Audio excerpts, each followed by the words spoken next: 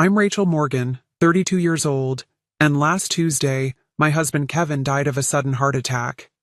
The shock still hasn't worn off. When I called my parents, sobbing uncontrollably, my mother said, "We're celebrating Sophia's birthday right now. Can this wait until tomorrow?" My 8-year-old daughter Lily and I sat alone that night, holding each other as our world collapsed. I never imagined my family would abandon us in our darkest hour. But what they did next was even worse. If you've ever felt betrayed by family, when you needed them most, please let me know where you're watching from and subscribe to join others who understand this pain. Kevin and I met during our sophomore year at Northwestern University.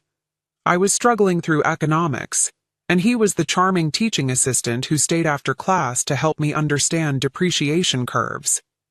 His patience was the first thing I fell in love with, followed quickly by his infectious laugh and the way his eyes crinkled at the corners when he smiled. We dated through college, and he proposed on graduation day, hiding the ring in my diploma case. We married young at 23, ignoring warnings from friends who said we should experience life before settling down. But Kevin was my life. He was the person I wanted to experience everything with. After finishing his MBA, Kevin landed a job at a prestigious financial advisory firm in Chicago. He worked his way up quickly, impressing clients with his honest approach and genuine care for their financial well-being. He wasn't just good with numbers, he was good with people. That combination made him exceptional at his job. We spent 5 wonderful years as a couple before deciding to try for a baby. What we thought would be an easy journey turned into 3 years of heartbreak. 2 miscarriages, countless doctor appointments, and 1 failed round of IVF later, we were emotionally exhausted and financially drained. We started discussing adoption when I unexpectedly became pregnant with Lily. The pregnancy was difficult.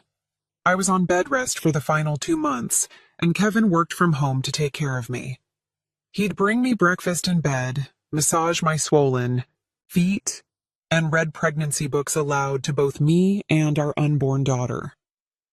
When Lily finally arrived, Kevin cried harder than I did, holding her tiny body against his chest like she was made of glass. For 8 beautiful years, we were the family I'd always dreamed of having. Kevin coached Lily's soccer team despite knowing nothing about soccer. He learned alongside her, watching YouTube tutorials at night after she went to bed. He never missed a school event or a doctor's appointment. His calendar was filled with reminders about Lily's activities, color-coded by importance. There were warning signs about his health that we both ignored. Occasional chest pains he attributed to stress. Shortness of breath he blamed on being out of shape. The doctor said his slightly elevated blood pressure was normal for a man approaching 40 with a high-pressure job. Take some aspirin, exercise. More, cut back on sodium. Standard advice we took too casually. The morning it happened started like any other Tuesday. Kevin made pancakes shaped like dinosaurs while I packed Lily's lunch. He kissed us both goodbye, promised to be home early for Lily's school art show, and headed to work. His last words to me were, "Don't forget to pick up more maple syrup. The real stuff, not that corn syrup garbage." Such a mundane final conversation. At 10:47 a.m., my phone rang. It was Amanda, Kevin's assistant. Her voice was shaking so badly I could barely understand her. "Rachel, Kevin collapsed during a client meeting. The ambulance is here. They're taking him to Northwestern Memorial." I remember dropping my coffee mug. The sound of ceramic shattering on tile seems to echo in my memory. I called our neighbor Ellen to pick up Lily from school, then drove to the hospital breaking every speed limit.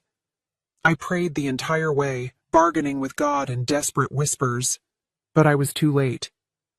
Kevin was pronounced dead at 11:23 a.m. minutes before I arrived.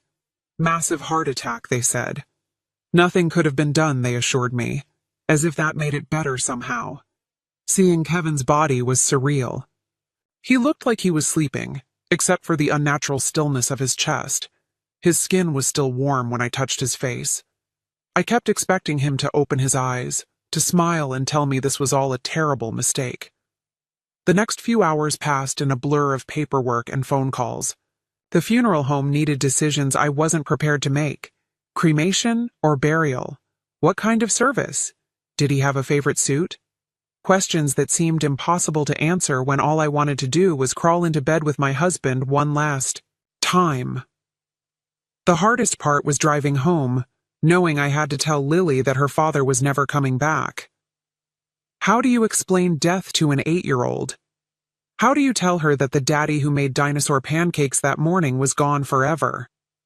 Telling Lily about her father was the most difficult moment of my life. When she got into my car after school, she immediately sensed something was wrong. "Where's Daddy?" "He promised to come to my art show tonight," she said, her backpack clutched in her small hands. I pulled over to the side of the road because I couldn't focus on driving. Turning to face her, I took her hands in mine. "Lily, something very sad happened today. Daddy got very sick at work, and his heart stopped working." Her face scrunched in confusion. "Can the doctors fix it?" The innocent hope in her question broke. Something inside me. "No, sweetie. When someone's heart stops working completely, the doctors can't fix it. Daddy died today."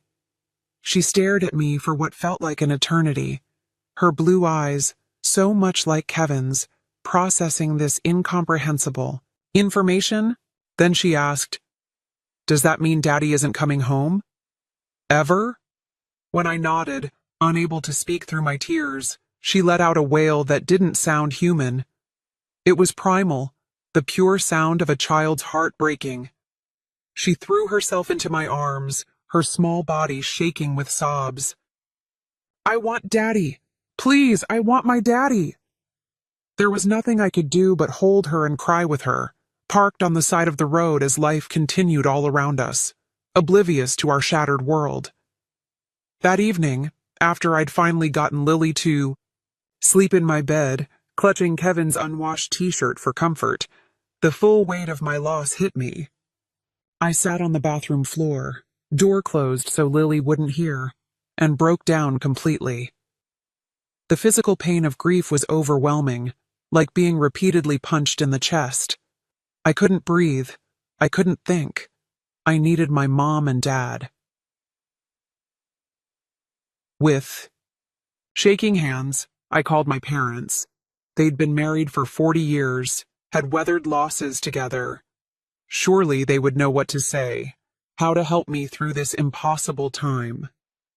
My mother answered on the 5th ring, the sound of laughter and music in the background. "Rachel, can I call you back? We're in the middle of Sophia's birthday dinner." "Mom," I choked out, barely able to form words through my sobs. "Kevin died this morning. He had a heart attack at work. He's gone." There was a pause, and I heard her cover the phone and say something to someone else. When she returned, her voice was slightly more somber, but still distracted. "Oh my goodness, that's terrible. Are you sure? Maybe there's been a mistake?" "I saw his body, Mom. There's no mistake." The fact that I had to convince my own mother that my husband was actually dead felt like another trauma on top of everything else. Well, this is quite a shock. "But sweetie, we're in the middle of Sophia's 40th birthday celebration. Everyone's here. We've got the caterers. Can you manage tonight? And we'll come by tomorrow when things settle down?" I couldn't believe what I was hearing. My sister's birthday party took precedence over her son-in-law's death, over her daughter and granddaughter's acute grief. My father got on the phone then. "Rachel, this is awful news. Was Kevin's life insurance policy up to date? You should call the company first thing tomorrow. Not, I'm coming right over. Not, what can we do to help? But a question about life insurance while my husband's body was barely cold. I can't believe this is your response," I said, my voice hollow. "My husband just died. Lily lost her father. And you're at a party?" "Now, Rachel," my father said in that condescending tone he'd used throughout my childhood. "Sophia has been planning this milestone birthday for months. Everyone took time off work to be here. We can't just walk out. Be reasonable. Reasonable? As if grief followed any rules of reason. Forget I called, I said, and hung up. Within minutes, my phone was flooded with text messages from friends who had somehow heard the news. Kevin's college roommate Brian, my colleague Jennifer, even my old high school friend Taylor, who I hadn't spoken to in years, all offering condolences, asking what they could do to help. Strangers showed more compassion than my own family. My neighbor Ellen came over with a casserole and sat with me at the kitchen table as I tried to make a list of people to notify. She offered to stay the night, but I declined. I needed to be alone with Lily, to start figuring out how we would navigate this new, terrifying reality without Kevin. That first night was endless. Lily had nightmares and kept waking up calling for her daddy. I lay beside her, stroking her hair and telling her stories about Kevin, about how much he loved her, about how brave he thought she was. Eventually, she fell into an exhausted sleep, but I remained awake, staring at the ceiling, the absence of Kevin's warmth beside me an unbearable void. Morning came, and with it the crushing realization that this wasn't a nightmare I could wake from. This was our life now, a life without Kevin. A life where my own parents couldn't be bothered to show up when I needed them most. Kevin's funeral was scheduled for Saturday, 4 days after his death. Those days passed in a fog of arrangements, paperwork, and trying to comfort Lily while barely holding myself together. My parents called once, briefly, to ask what time the service started and if they should wear black or if it was a celebration of life with colorful attire. They didn't offer to help with arrangements or ask how Lily was coping. The day of the funeral dawned bright and sunny, cruelly beautiful for such a dark occasion. Lily insisted on wearing a blue dress because Daddy always said I look like a princess in blue. I helped her with her hair, weaving a small braid along her temple the way Kevin used to do on special occasions. We arrived at the funeral home an hour early to greet people. Kevin's colleagues from the financial firm came. First, somber in their dark suits, many of them openly crying. They had lost not just a co-worker but a friend. They each took time with Lily, sharing small stories about her father that she might treasure later. My parents and Sophia were supposed to arrive early too, but they texted 20 minutes before the service was scheduled to begin, saying they were running late due to traffic. They finally walked in as people were being seated, making a small commotion as they found places in the front row that I had reserved for family. My mother hugged me briefly, her perfume overwhelming. The traffic was terrible, and Sophia had a hard time finding something appropriate to wear on such short notice. Short notice. As if Kevin's death were an inconvenient dinner party. Throughout the service, I was acutely aware of Sophia checking her phone, my father glancing at his watch, my mother dabbing at dry eyes for show. Meanwhile, Kevin's colleagues and our friends were genuinely distraught, their grief palpable and real. In contrast to my family's detachment, Kevin's brother Marcus showed true devastation. He had flown in from Japan, where he taught English, arriving just hours before the service. He looked exhausted and hollow-eyed, having clearly not slept on the 30-hour journey. He sat next to Lily, holding her hand throughout the service, their identical blue eyes filled with tears. When it came time for the eulogy, I wasn't sure I could do it. My legs felt like lead as I approached the podium, but then I looked at Lily, sitting there so brave and small in her blue dress, and found the strength somewhere. I spoke about Kevin's kindness, his integrity, his boundless love for his daughter. I spoke about his terrible jokes that made us groan and laugh at the same time. About his irrational hatred of cilantro and his passionate defense of proper maple syrup. About the way he always put family first. The bitter irony of those last words wasn't lost on me as I glanced at my parents, who were already gathering their things as I concluded, clearly eager to leave. during the reception at our house. Afterward, I overheard my father talking to my Uncle James near the drinks table. Kevin was doing very well at that firm, partner track. The life insurance alone must be substantial, not to mention the investments. Rachel will be set for life. It took everything in me not to confront him then and there, to demand how he could be thinking about money on the day we buried my husband. But I was too emotionally exhausted, too focused on making sure Lily was okay, to start a scene. My mother and Sophia barely helped with the reception, leaving most of the work to Kevin's colleagues' wives and my friends. They sat in the living room accepting condolences as if they were the primary mourners, while I moved through my own home like a ghost, mechanically thanking people for coming, accepting casseroles I would never eat. Meanwhile, Kevin's parents, though devastated by the loss of their only son, were models of genuine support. His mother Diana took over caring for Lily during the reception, making sure she ate and protecting her from well-meaning but overwhelming guests. His father Robert quietly organized the cleanup afterward, staying until the last guest had left. The contrast between Kevin's family and my own was stark and painful. As I watched my in-laws support each other in their grief while also finding strength to support me and Lily, I felt the absence of that same love from my own parents, like a physical wound. Kevin's will had been mentioned briefly during a conversation with the funeral director, but I couldn't bear to think about legal matters yet. Thomas, Kevin's friend from law school who had handled our estate planning, gently suggested we wait a week or two before discussing the details. "There's no rush," he assured me. "Everything is in order, and you and Lily are well provided for." Kevin made sure of that.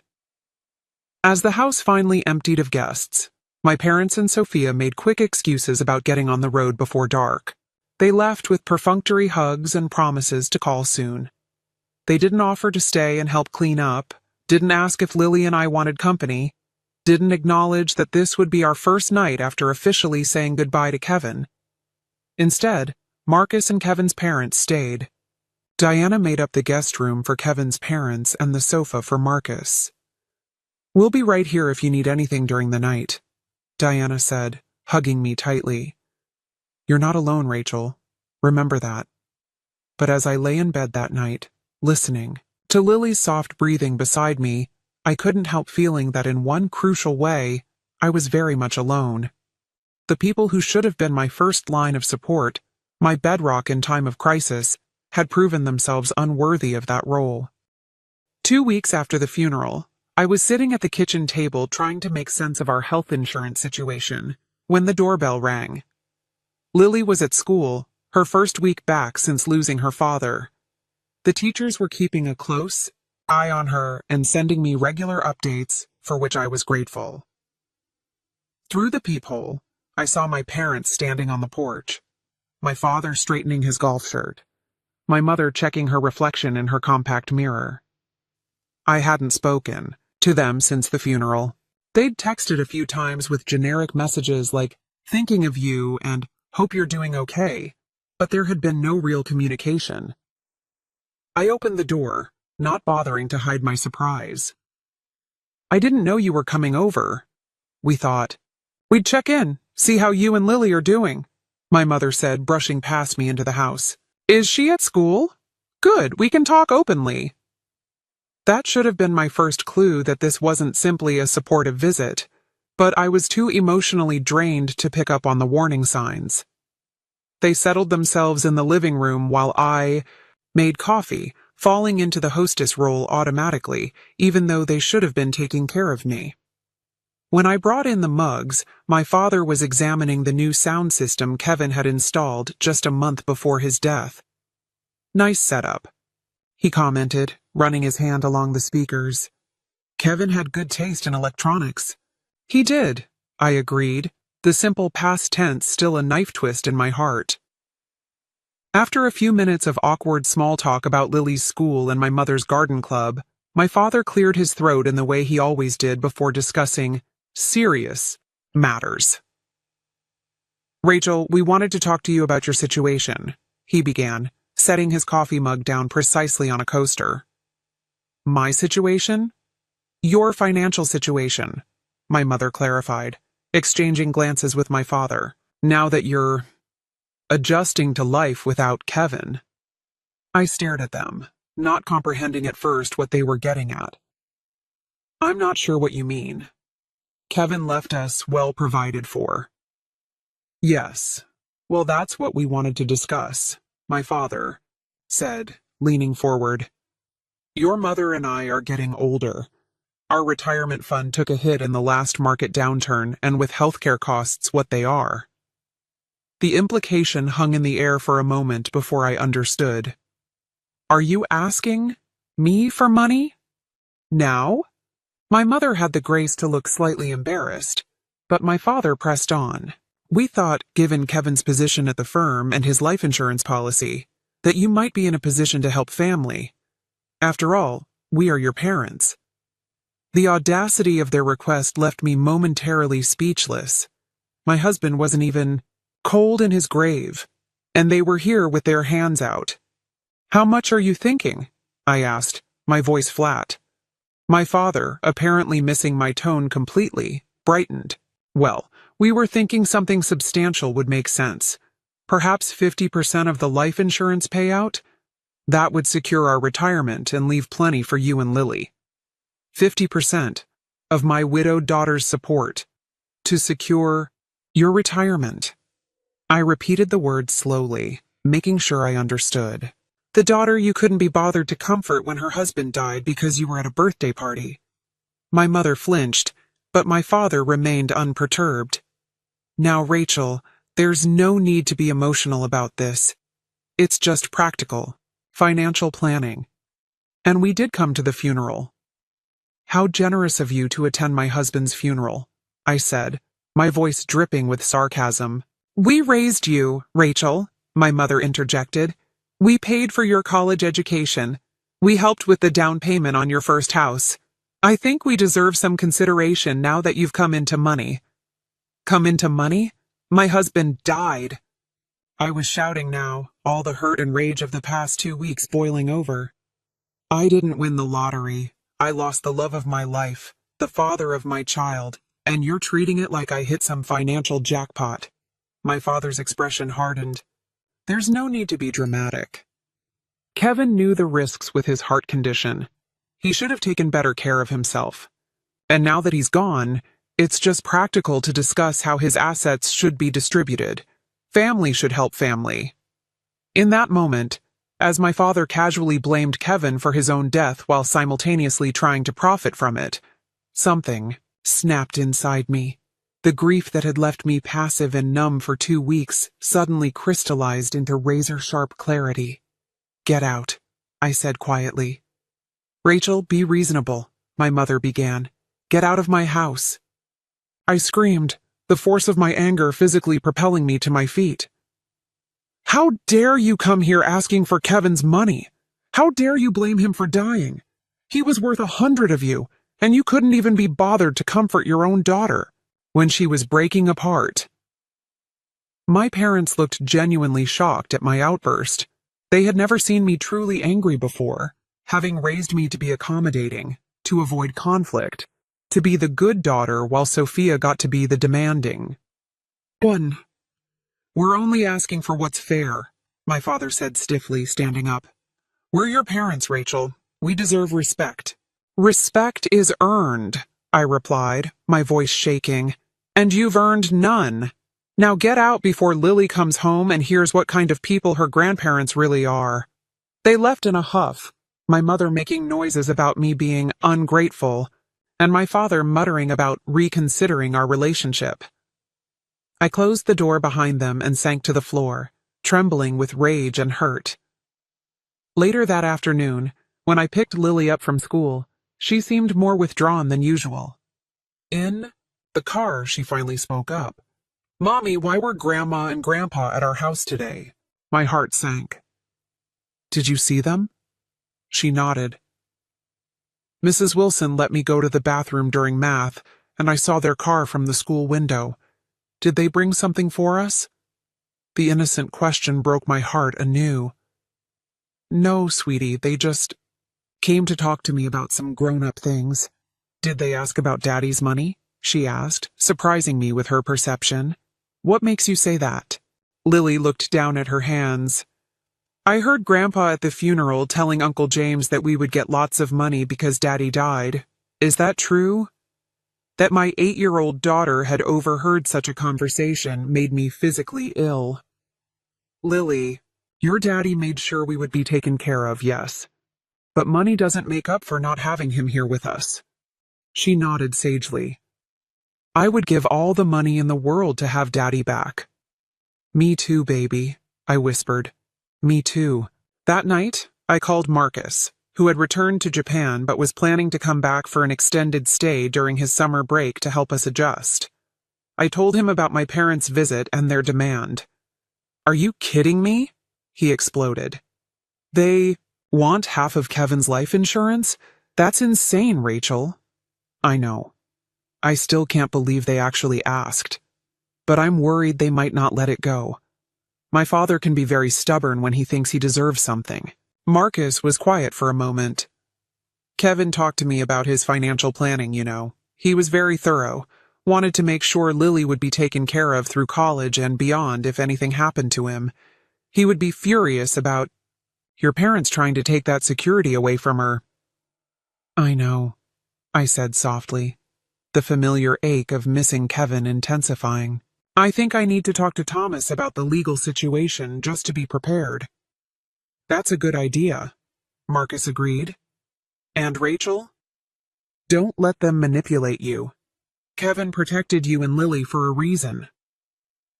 The next day, I met with Thomas at his office. He was sympathetic, but not surprised by my parents' behavior. Unfortunately, I see this kind of thing more often than you'd think, he said, reviewing Kevin's will and insurance documents. But I can assure you, everything is airtight. Kevin designated you as the sole beneficiary of his life insurance and retirement accounts. Your parents have absolutely no legal claim to any of it. Could they contest the will? I asked, worried. Thomas shook his head.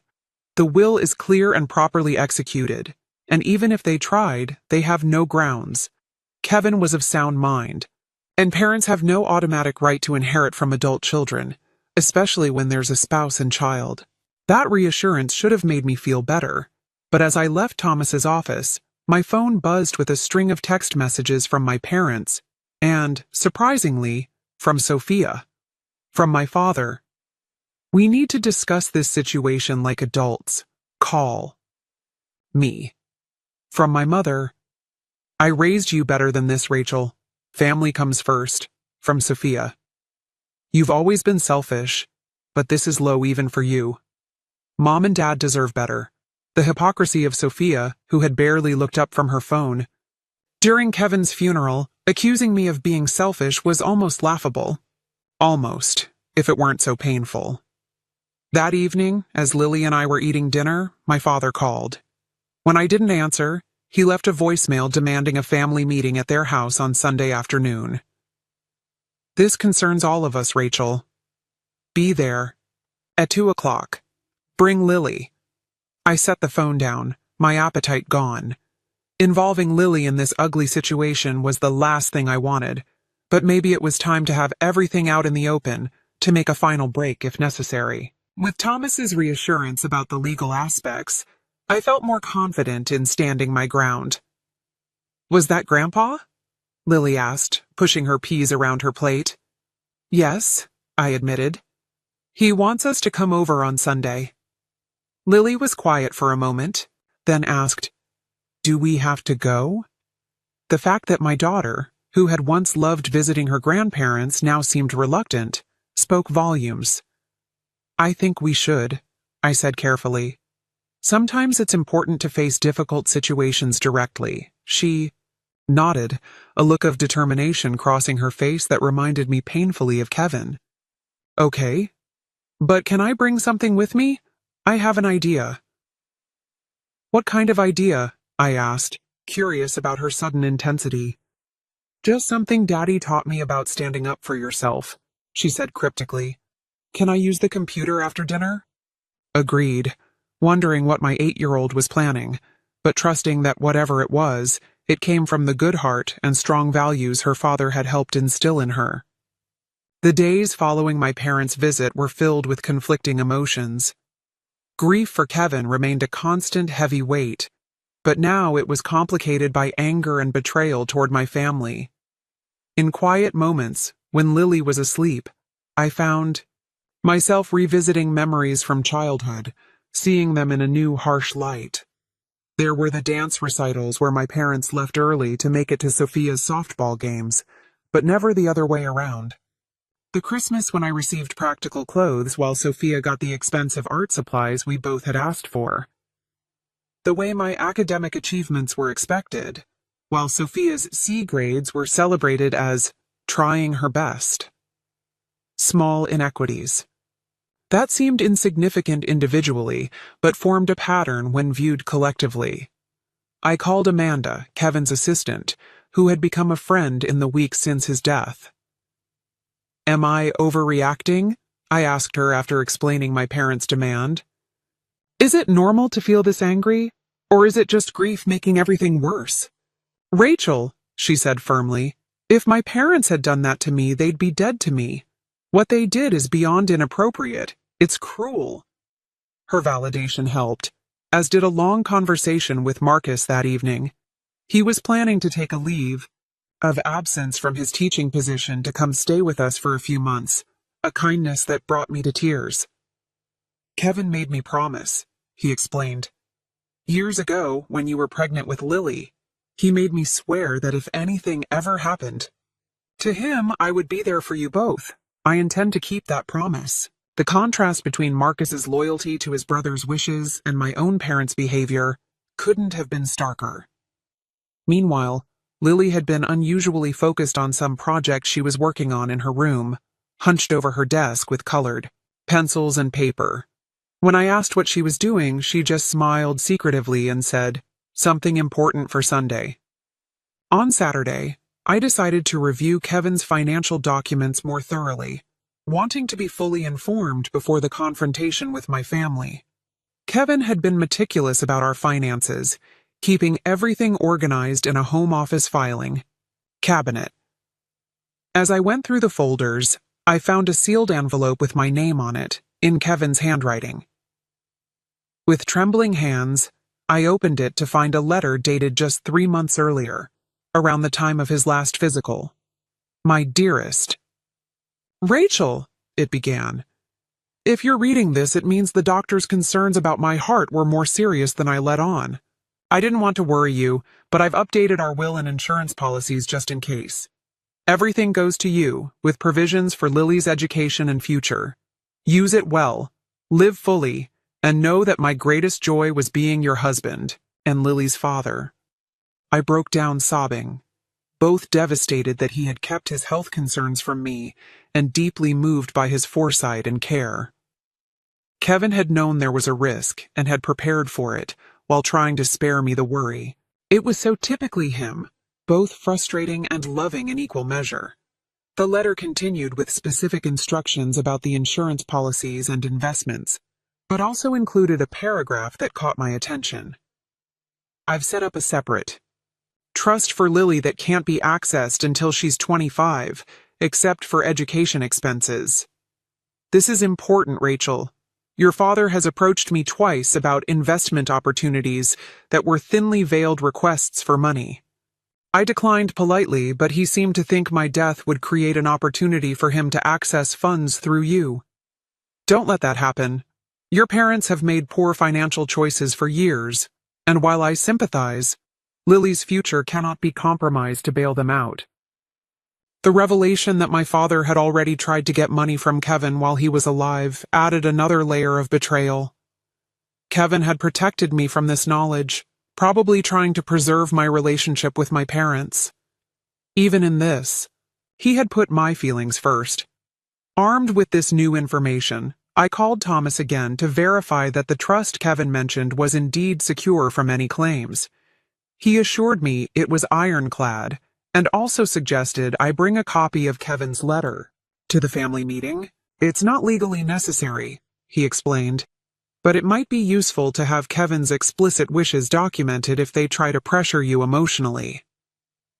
Sunday morning arrived with a sense of impending confrontation.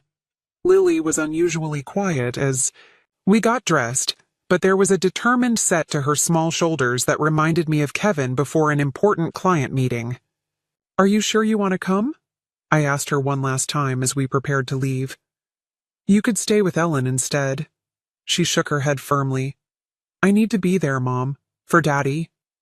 On the drive to my parents' house, Lily clutched a manila envelope to her chest, still refusing to tell me exactly what was inside. "It's a message from me and Daddy," was all she would say. As we pulled into the driveway of the suburban home where I'd grown up, I noticed several cars I recognized as belonging to my aunts and uncles. My parents had apparently invited an audience, perhaps thinking I would be less likely to refuse them in front of extended family. "Ready?" I asked Lily, my hand on the ignition. She nodded, her face solemn beyond her years. "I'm ready, Mom. Don't worry." We walked to the front door, hand in hand, both of us drawing strength from the other. Before I could ring the bell, the door swung open to reveal my mother, dressed formally as if for church, her face set in a practiced expression of concern.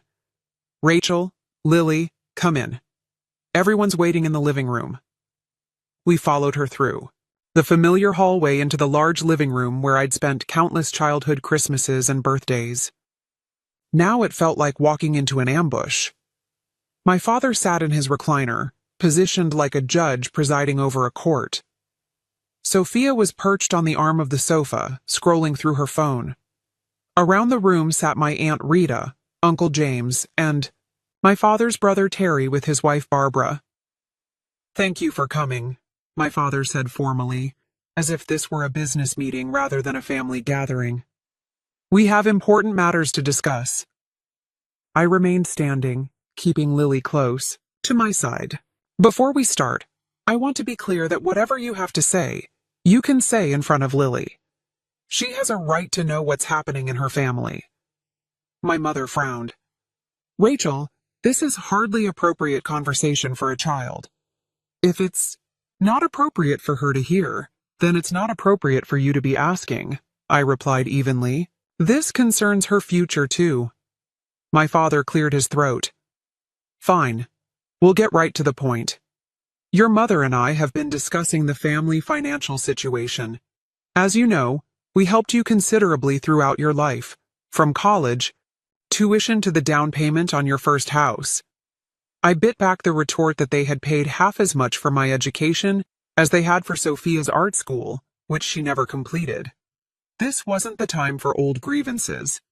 "We believe," he continued, "that given the substantial windfall you've received from Kevin's passing, it's only fair that you assist the family in return. We're proposing a distribution that would secure our retirement and also provide some assistance to Sophia, who, as you know, has struggled financially as an artist." Sophia looked up from her phone long enough to give me a smug smile, as if my husband's death were some cosmic balancing of the scales between us. "I've prepared a breakdown of what we consider a fair distribution," my father said, passing me a printed document. "As you'll see, we're suggesting 50% of the life insurance proceeds be directed to your mother and me, with an additional 15% allocated to Sophia." I scanned the document, which detailed not just percentages, but actual dollar amounts.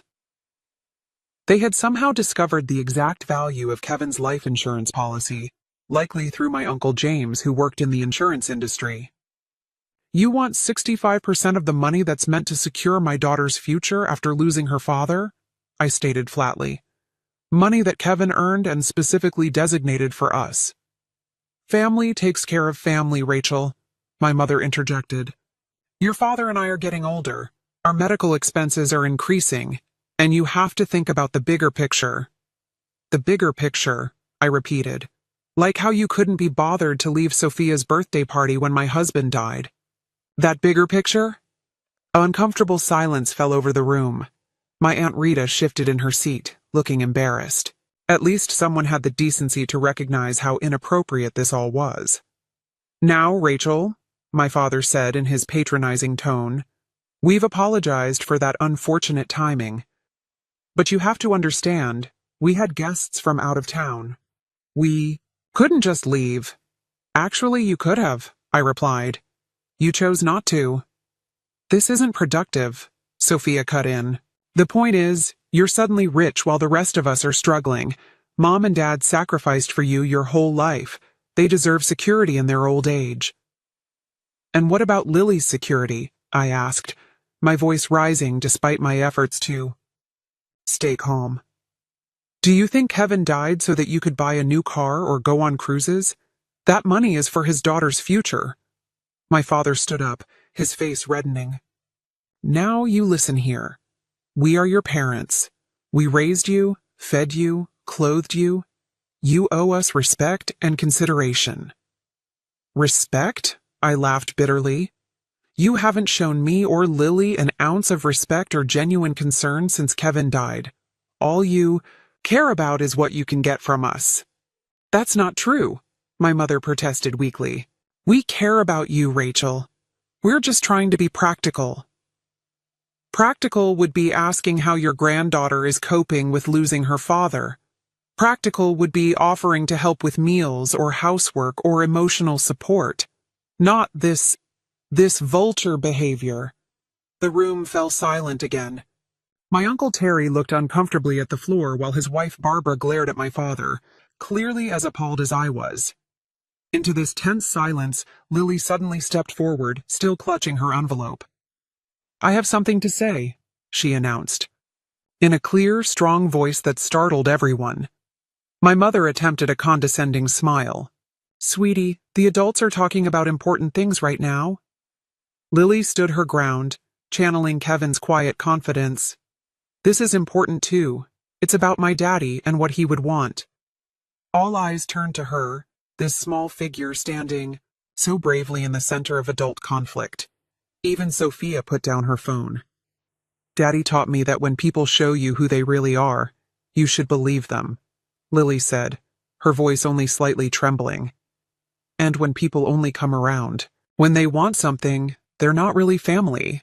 She turned to face my parents directly. "You didn't come to see us when Daddy died. You didn't help Mom when she was crying every night. You didn't ask me if I was okay or if I needed anything. You only came when you wanted money." The raw truth from an 8-year-old's mouth seemed to land differently than when I had said similar things. My mother's carefully composed face crumpled slightly, while my father seemed at a loss for words. Lily opened her envelope and pulled out a sheet of paper. "I made something for you, because I know that's why you really came to see us." She walked over and handed the paper to my father. It was a child's drawing, but as I glimpsed it over his shoulder, I saw it was designed to look like an invoice. At the top, in Lily's careful handwriting, it read, "Bill for real love and support." Listed below were items like being there when Daddy died, $0, not provided; helping Mom when she was sad, $0, not provided; hugging me when I cried for Daddy, $0, not provided; being real grandparents, priceless, but not paid. At the bottom was a total, $0, that's why you came, right? For money? This is what you earned. The silence in the room was absolute. My father's hands trembled as he held the paper. My mother began to cry. Whether from shame or manipulation, I couldn't tell. Sophia stared at Lily with an expression of shock, as if seeing her niece for the first time. "I think we're done here," I said quietly, taking Lily's hand. "Don't contact us again unless it's to apologize and show genuine change. Lily deserves better grandparents than you've been, and I deserve better parents." As we walked out, leaving my stunned family behind, I felt a strange mixture of sorrow and liberation. We had lost more than Kevin. We had lost the illusion of a supportive extended family. But in that loss, there was also clarity and the freedom to rebuild our lives without toxic obligations. In the car, I hugged Lily tightly. "That was incredibly brave. I'm so proud of you," she hugged me back. "Daddy always said we have to stand up for what's right, even when it's hard. Was I right, Mom?" "Yes, baby," I assured her, tears streaming down my face. "You were absolutely right." The drive to my parents' house had been tense, with Lily unusually quiet beside me, that manila envelope clutched tightly in her small hands. I'd been so focused on preparing for the confrontation with my parents that I hadn't paid enough attention to what my daughter was planning. Now, as we drove away from the house where I grew up, I felt equal parts pride in her courage and sadness that she had to grow up so fast. "Lily, how did you come up with that idea for the bill?" I asked as we drove home. She gazed out the window for a moment before answering. "Daddy and I were watching a movie once where someone gave an invoice to a mean person. Daddy said sometimes people need to see on paper what they're really worth." Her voice cracked slightly. "I think Grandpa and Grandma needed to see that they haven't been worth much to us lately." The wisdom in her words, echoing Kevin's values, brought fresh tears to my eyes. "Your daddy would be so proud of you today," I told her, reaching over to squeeze her hand. "So am I." My phone began buzzing incessantly with calls and texts from my family, but I ignored them all. This wasn't a negotiation. It was a boundary being firmly established. Whatever fallout came from this confrontation would have to wait until Lily and I had processed what had happened. When we got home, Marcus was waiting on our porch. He had flown in early from Japan, wanting to surprise us, and Ellen had given him the spare key to wait inside. Seeing him, so much like Kevin in his gestures and smile, was both painful and comforting. "How did it go?" he asked, embracing us both. "Aunt Lily was amazing," Lily declared before I could answer. "She stood up to Grandpa and made him see that he was being mean about Daddy's money." Marcus raised an eyebrow at me. "Aunt Lily?" I smiled. Despite everything. Apparently I've been promoted from Mom to Aunt Lily for bravery points. Over dinner, we told Marcus everything that had happened at my parents' house. His expression darkened when I described my father's distribution plan, but he broke into a proud smile when Lily explained her invoice idea. "That's pure Kevin right there," he said, ruffling Lily's hair. "Creative problem-solving with just the right amount of well-deserved guilt trip." That night, after Lily went to bed, Marcus and I sat in the kitchen drinking tea and talking about next steps. "They'll try again," he warned me. "People like your parents don't give up easily when money is involved." I nodded, thinking of my father's stubborn persistence throughout my childhood. "I know, but I'm not going to give in. Not just because it's wrong, but because it would betray Kevin's explicit wishes." "Have you thought about what this means for your relationship with them going forward?" Marcus asked gently. It was a question I'd been avoiding since the confrontation. "I don't know," I admitted. "Part of me wants to cut them off completely. They've shown their true colors so clearly. But another part of me wonders if that's fair to Lily. They're her only grandparents on my side. Are bad grandparents better? Then no grandparents?" Marcus countered. "Kevin's parents adore Lily, and they actually show up for her. Quality over quantity, right?" He had a point. Diana and Robert had called Lily every other day since Kevin's death, sent care packages, and were planning an extended visit. They were grieving too, but they put their granddaughter's needs first. The next morning, my phone showed 8 missed calls from my mother, 3 from my father, and 1 from Sophia. There were also numerous text messages ranging from angry accusations to tearful apologies that felt more like manipulation than genuine remorse. I decided to respond to just one message from my mother. "We need to talk about what happened." My reply was simple. "There's nothing to talk about until you can acknowledge the harm you've caused and show real change. Lily and I need time and space." Then I blocked their numbers, a temporary measure to give us breathing room. I also emailed Thomas to inform him of what had transpired and ask him to be on alert for any legal maneuvers my parents might attempt, though he had assured me they had no grounds for any claims. Over the next few days, my parents tried various approaches to re-establish contact. They sent flowers with apology cards that spoke vaguely of family misunderstandings. They attempted to reach me through mutual friends. My father even showed up at my workplace, only to be turned away by security when I refused to see him. Surprisingly, it was my Aunt Barbara, Uncle Terry's wife, who provided an unexpected source of support. She called from her personal phone, which I hadn't blocked, asking if we could meet for coffee. Wary but curious, I agreed. I want you to know that not everyone in the family supports what Brad and Carol did, she told me when we met, referring to my parents. Terry and I were horrified. We only went to that meeting because they told us it was about planning a memorial scholarship in Kevin's name. Her honesty was refreshing, and it helped to know that not all of my extended family were complicit in my parents' scheme. They've always favored Sophia, Barbara continued, confirming what I'd felt but doubted for years. We've all seen it, but no one wanted to interfere. Maybe we should have. A week after the confrontation, a formal letter arrived from my father, written on his business stationery as if to lend weight to his words. It stated that unless I was willing to come to a reasonable financial arrangement with them, they would be forced to reconsider our relationship with you and Lily entirely.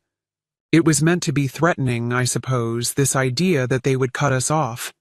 Instead, it felt like permission to move forward without the burden of toxic relationships. I filed the letter with Thomas in case it was ever needed as evidence of their intentions. 2 weeks after our confrontation, my mother tried a new tactic, showing up at Lily's school at pickup time. Fortunately, I had already informed the school about the situation, and they called me immediately. By the time I arrived, the principal had politely but firmly asked my mother to leave, reminding her that only authorized individuals could interact with students. Standing in the school parking lot, my mother looked smaller somehow, less imposing than she had throughout my childhood. "You're turning everyone against us," she accused when she saw me. "No, Mom. Your own actions are doing that," I replied evenly. "Please don't come to Lily's school again.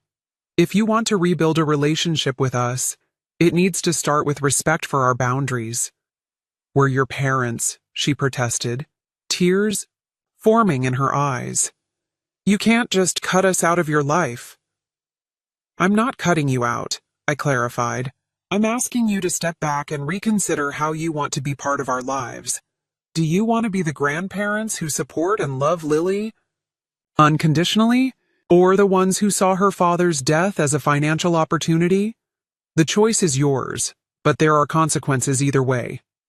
She didn't have an answer for that, and we parted without resolution. It was the last direct contact I had with either of my parents for nearly 2 months. During that time, I focused on Lily, on starting to build our new normal without Kevin, but with the support of those who truly cared for us. Marcus stayed with us for 3 months, his presence a daily reminder of Kevin in the best possible way. He taught Lily to play chess, something Kevin had planned to do. He helped me sort through Kevin's belongings when I was finally ready, sharing stories and memories that made the painful task bearable. Kevin's parents visited for extended periods, filling our home with warmth and genuine love. Diana taught Lily to bake Kevin's favorite cookies, maintaining a connection to her father through shared activities.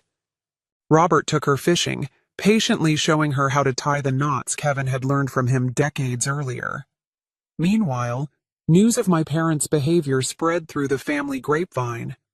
Aunt Rita called to apologize for her presence at the ambush, explaining that she'd been told it was a gathering to discuss supporting us. Uncle James, who had initially seemed aligned with my father, sent a card expressing his regret for not speaking up during the confrontation.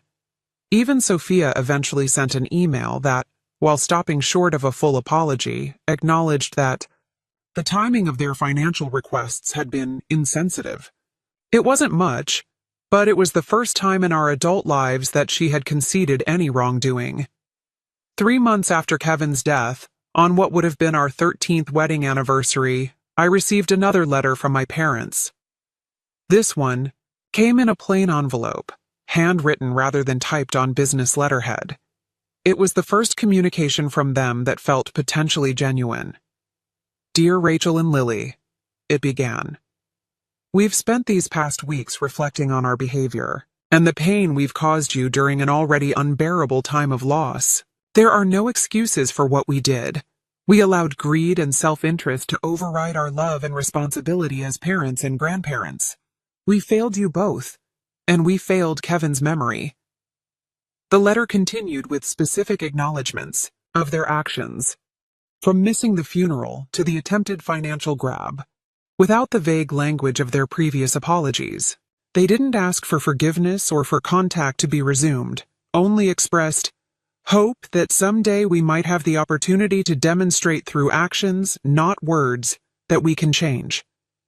I read the letter several times, trying to gauge its sincerity. Then I showed it to Marcus before deciding whether to share it with Lily.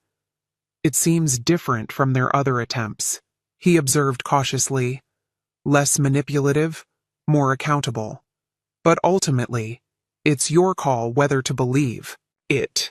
I tucked the letter away, not yet ready to make a decision about how or whether to respond. The wound was still too fresh, the betrayal too profound. Time would tell if their remorse was genuine or just another strategy. For now, Lily and I were focusing on healing, on building our life without Kevin, but with his values and love as our foundation. Whatever happened with my parents would be determined by their actions going forward, not by promises or apologies, however well crafted. As Marcus prepared to return to Japan, with plans to visit again soon, he helped me organize a memorial gathering on Kevin's birthday. Unlike the funeral, which had been somber and formal, this was a celebration of Kevin's life, held in our backyard with his favorite barbecue food and music. Friends and colleagues shared funny stories about Kevin. His parents brought photo albums from his childhood. Lily presented a memory book she had created, filled with ticket stubs, notes, and mementos of activities with her father. Notably absent were my parents and Sophia, who had not been invited. It was a boundary I needed to maintain for now, creating a safe space for grief and remembrance without the tension their presence would bring. As the gathering wound down and guests began to leave, Lily tugged at my sleeve. "Mom, can we invite Grandma and Grandpa next time?" she asked quietly. "Which grandparents, sweetie?" I asked, though I knew who she meant. "Mom's parents," she clarified. "The ones who asked for money. I think Daddy would want us to give them another chance if they're really sorry." Her compassion, so like Kevin's, brought tears to my eyes. "We'll see," I promised her. "If they show us they've really changed, maybe next time." It wasn't forgiveness exactly, not yet. But it was an opening, a possibility that the future might include some form of reconciliation. For now, that was enough. The envelope confrontation marked a turning point in our lives. In the immediate aftermath, the division in my extended family was stark and painful. Some relatives sided firmly with my parents, viewing me as the ungrateful daughter who refused to help family. Others recognized the inappropriate nature of my parents' demands and offered quiet support. My Aunt Barbara became an unexpected ally, calling regularly to check on Lily and me, and occasionally passing along family news without pressure or judgment. Uncle Terry, though less demonstrative, showed his support by sending Lily books and science kits, remembering her interests in a way my parents rarely had. The most surprising reaction came from my cousin Jennifer, Sophia's daughter, who was in her early 20s. She reached out via email about a month after the confrontation. "I've always seen how differently Grandma and Grandpa treated you compared to Mom," she wrote. "What they did after Kevin died was inexcusable, and I want you to know that not everyone in the family thinks you're wrong for standing your ground. Her message meant more than she could know. Validation from an unexpected source that I wasn't crazy or selfish for protecting Lily's future. My parents' initial reaction to being cut off was a campaign of manipulation. They enlisted family members to plead their case, sent guilt-inducing emails, and even attempted to use Lily's school as a point of contact. When these efforts failed, they shifted tactics to more direct threats, suggesting they might contest the will despite having no legal grounds to do so. Thomas, Kevin's lawyer friend, responded to these threats with a firmly worded legal letter outlining the baselessness of any potential claims and the possible consequences of harassment. After that, the direct pressure eased, though the emotional fallout continued. Throughout this difficult period, I was surprised by how many people stepped forward to support us. Kevin's colleagues established a college fund for Lily, separate from what Kevin had already arranged. My neighbor Ellen, a retired teacher, helped Lily with homework when grief made concentration difficult. Even my boss at the architectural firm where I worked as an office manager showed unexpected compassion, allowing me flexible hours to attend grief counseling with Lily. 6 months after Kevin's death, Marcus returned for another extended visit, this time with news. "I'm transferring to the university here," he announced over dinner one night. "I've been offered a position in the linguistics department starting next semester." "You're moving back to the States?" I asked, surprised. Marcus had been living in Japan for nearly a decade. He nodded, glancing at Lily, who was practically bouncing with excitement. "Kevin made me promise to be there for you both. It's easier to keep that promise if I'm in the same country, ideally the same city." The decision to reconfigure our lives without Kevin wasn't simple, but having Marcus nearby made it easier. He didn't try to replace his brother, but his presence kept Kevin's memory alive for Lily in countless small ways, from the same quirky sense of humor to shared mannerisms that sometimes caught me off guard. On Lily's 9th birthday, 4 months after the confrontation with my parents, I received another letter from them. This one came with a modest gift for Lily, a book about astronomy that actually aligned with her interests, suggesting a level of thought that had been missing from previous gifts of pink princess items she had never cared for. The letter acknowledged the hurt they had caused and asked, not for money or even forgiveness, but simply for the opportunity to see Lily on her birthday, even if just for 15 minutes in a public place of your choosing, with you present the entire time. After discussing it with Lily, who was cautiously open to the idea, I arranged for a brief meeting at her favorite ice cream shop. I set clear boundaries in my response. This was not a resumption of normal relations, but a tentative first step that would depend entirely on their behavior. The meeting was awkward but surprisingly free of drama. My parents seemed genuinely chastened, focusing entirely on Lily, asking appropriate questions about school and her interests without bringing up money, the past conflict, or making demands. They had clearly rehearsed their approach, but the effort itself showed a willingness to change that I hadn't expected. As we were leaving, my father asked quietly, "Could we possibly do this again sometime? Maybe next month?" It was the lack of entitlement in his request, the understanding that access to his granddaughter was a privilege to be earned rather than a right to be demanded. That made me consider it. "We'll see," I replied. "I'll let you know." That tentative beginning led to carefully structured, occasional visits over the next few months.